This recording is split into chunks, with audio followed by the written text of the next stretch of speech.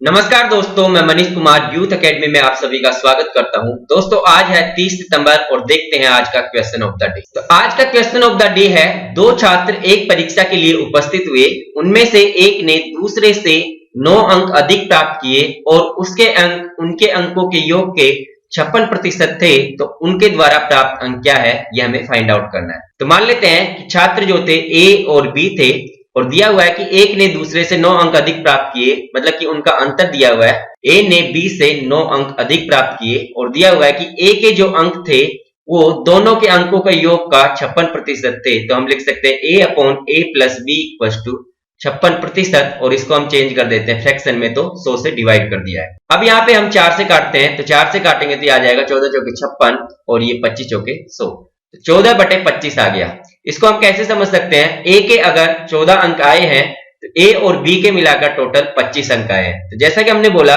ए के अगर 14 अंक आए हैं तो बी के अंक जो होंगे हो जाएंगे 25 माइनस 14 करने पे जो कि आएंगे 11।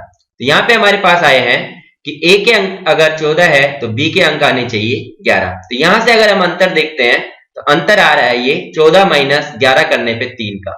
ये 3 का अंतर जो है ये बराबर होना चाहिए 9 अंकों के, क्योंकि यहाँ पे दिया हुआ था अंतर जो है 9 अंक के बराबर है। और हमें फाइंड आउट करना है कि उनके द्वारा प्राप्त अंक क्या है।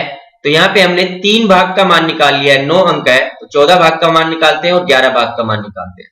तो ए के जो अंक होंगे वो हो जाएंगे 14 भाग, और 14 भाग के लिए हम क्या करेंगे, यहाँ से 1 भाग का मान निकाल लेते हैं पहले। तो 1 भाग बराबर आ जाएगा 3 अंक, तो 14 गुणा 3 कर देते हैं। तो 14 गुणा 3 करने पे 42 अंक तो जो है यहाँ पे आ जाएंगे ए के, और बी के अंक निकालेंगे तो बी के अंक हो जाएंगे हमारे पास 11 भाग, और 11 भाग को अगर गुणा कर देंगे हम 3 से तो ये आ जाएगा 33 अंक जो है हमारे पास आ गए बी के। तो यहाँ पे आंसर आ जाएगा हमारे पास 42 और 33। तो 42 और 33 दिया हुआ है ऑप्शन सी में, ऑप्शन सी इसके लिए करेक्ट हो जाएगा। इसी से संबंधित एक और सवाल देखते हैं जो कि एसएससी सीजीएल टायर 2 2018 में आया हुआ है।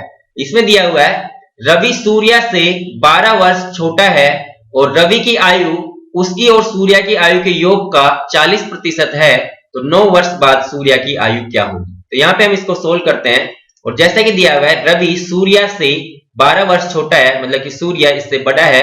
सूर्या माइनस रवि, मतलब सूर्या की आयु में से रवि की आयु करेंगे तो ये हमें 12 वर्ष दी हुई है। और दिया हुआ है कि रवि की आयु उसकी और सूर्या की आयु की, मतलब रवि अपॉन रवि प्लस सूर्या करेंगे तो यह आ जाएगा हमारे पास 40% के। तो यहाँ पे लिख देते हैं हम 40% की बजाय हम लिखते हैं सीधा 2/5, क्योंकि 40% का फ्रैक्शन फॉर्मेट जो होगा वो होगा 2/5। तो यहां से हम कह सकते हैं रवि की आयु अगर 2 है तो दोनों की मिला के जो आयु हो जाएगी वो 5 हो जाएगी। तो इस तरीके से हमारे पास रवि की आयु 2 और सूर्या की आयु 5 माइनस 2 करने पे 3 आ जाएगी। तो यहाँ पे जो अंतर है इनकी आयु का वो 3 माइनस 2 करने पे 1 का अंतर है।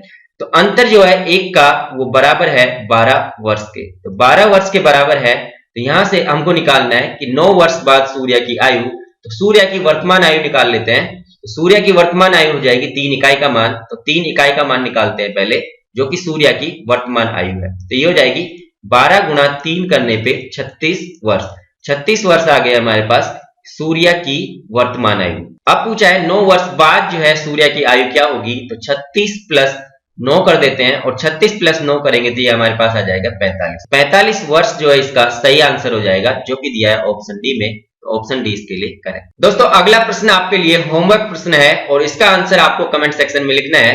दोस्तों उम्मीद है कि आज का ये वीडियो भी आपको पसंद आया होगा। अगर पसंद आया तो अपने दोस्तों के साथ ज्यादा से ज्यादा शेयर करें और चैनल को सब्सक्राइब करना ना भूलें। Thank you.